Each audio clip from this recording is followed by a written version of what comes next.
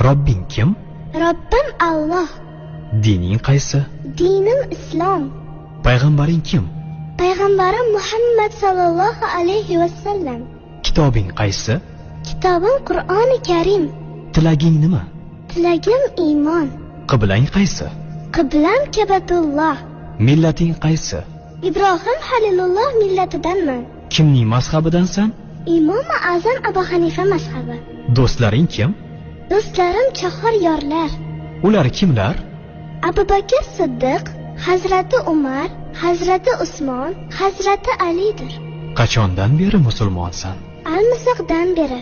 Al-Misoq nima? Alloh taolo ruhimizni yaratib, ulardan va'da olgan kun. E'tiqoding qaysi?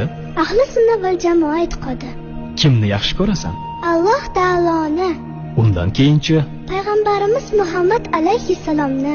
Undan keyin